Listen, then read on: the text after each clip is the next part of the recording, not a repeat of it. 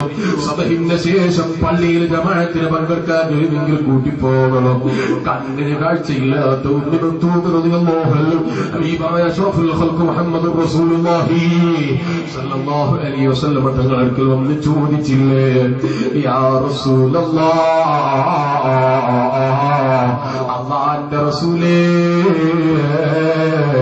ഉമ്മി മക്തൂമിന് കണ്ണിന് കാഴ്ചയില്ല നബിയേ, രണ്ട് കണ്ണിനും കാഴ്ചയില്ലാത്ത എനിക്ക് പള്ളിയിൽ ജമാഅത്തിന് അത്ര നിർബന്ധമുണ്ടോ നബിയേ?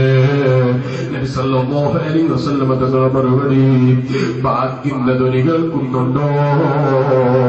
ജമാഅത്തിന് പങ്കെടുക്കണേ ഉമ്മി മക്തൂം.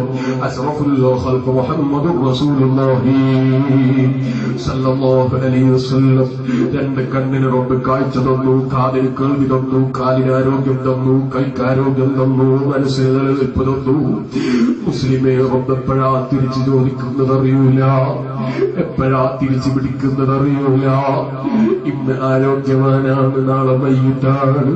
ഈ സെക്കൻഡിൽ ആരോഗ്യവാനാണ്, ഹാർട്ട് അറ്റാക്കാണ്, ഈ സെക്കൻഡിലും മരണമാണ്. ഇന്ന് ശരീരത്തിനൊരു കേടുപാടും കാണാനില്ല, നാളെ ടെസ്റ്റ് ചെയ്താൽ ക്യാൻസറാണ്. ഇല്ലാത്തവനാണ്, അന്നനാളത്തിന് ക്യാൻസർ വായിച്ച് വെള്ളം കുടിക്കാൻ പറ്റാത്തവനാണ്. സെക്കൻഡുകളല്ലേ ഡോക്ടർമാര് വിധി എഴുതാൻ വേണ്ടു.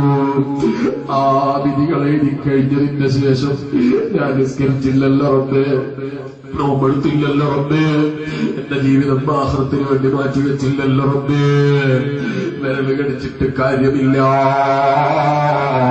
ആരോഗ്യമുള്ള സമയത്ത് അല്ലാഹുവിനെ വഴിപ്പെട്ട് ജീവിച്ചോ.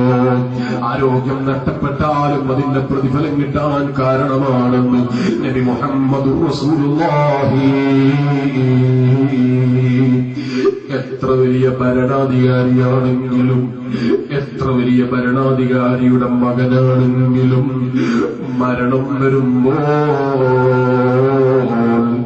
മാറി നിൽക്കാനുള്ള വഴിയില്ല. റബ്ബ് വന്ന് വിളിക്കുമ്പോൾ, അസ്റായീൽ എന്ന് പറയുമ്പോൾ വഴിപ്പെടല്ലാതെ നിർവാഹമില്ല. മുസ്ലിമേ, ആ സമയം നമ്മളെ തേടിപ്പിടിക്കുന്നതിന്റെ മുമ്പ്, ആ സമയം നമ്മളിലേക്ക് എത്തുന്നതിന്റെ മുമ്പ് പാരത്രിക ലോകത്തെ വിജയത്തിന് വേണ്ടി ചെലവഴിച്ച സെക്കൻഡുകളും മണിക്കൂറുകളും സമ്പാദിച്ചു വെച്ചോ. അത് മരണത്തിന് ശേഷം നമുക്ക് ഉപകരിക്കാനുള്ളതാണ്. ഖബറിൽ കിടക്കുമ്പോൾ സന്തോഷത്തിൽ കിടക്കാനുള്ളതാണ്.